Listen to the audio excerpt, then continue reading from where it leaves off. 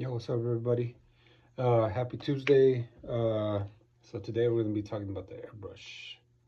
Not specifically the airbrush, but I want to talk about the paint. I mean, there's many different brands of paint, but I like to stick with the Createx. There's three styles of paints. So you have the Createx Illustration.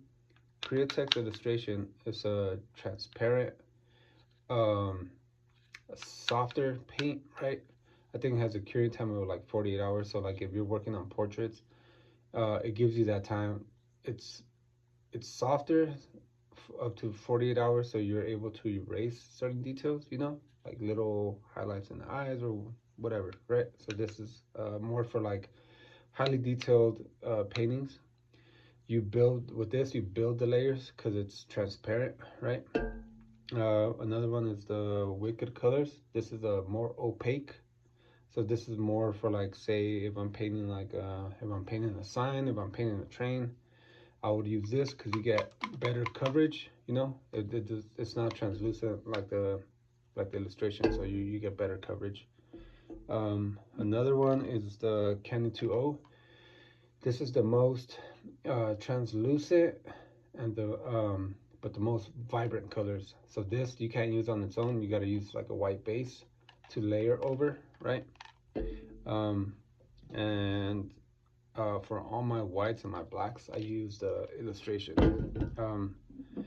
So for all these paints, you have to use a reducer, right? You don't have to use it, but it helps with the flow and the consistency of the paint, right? Especially if you're working on like a portrait, you want to be able to. This helps it dry faster, so you want to be able to get it to dry faster, so you work faster, you're moving quicker, right? I do use water sometimes because this stuff gets pretty expensive. So if I'm messing around practicing, I'll use water, you know. But you do get a little more clogs. The paint doesn't mix as fast, so you gotta let it sit.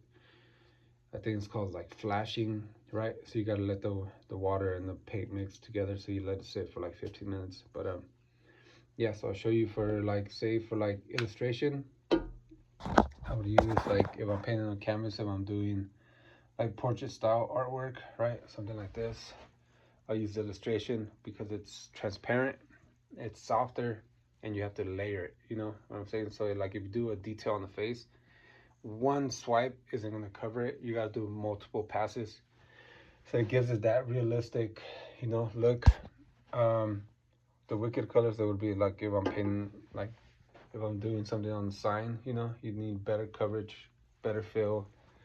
And then the 2.0 specifically, I use it for like flames, like I would use like a white base and then just layer the color on top of it, they have all the colors like yellows, greens, all that, but it's the most vibrant. Like if you try to paint that color, say with the Wicked Color, they won't look as vibrant, if that makes any sense. And of course, reducer 411. Yeah, I think that's everything. All the colors. Oh yeah. The only thing other that I use is like a UV clear. Like if you're working on automotive, like you want to make sure your paint is durable and it's protected, so you kind of mix it into your paint. Um, but yeah, that was a quick little rundown of the paint that I use for my airbrush gun. Happy Tuesday, everybody. I'll see you on the next one. Peace.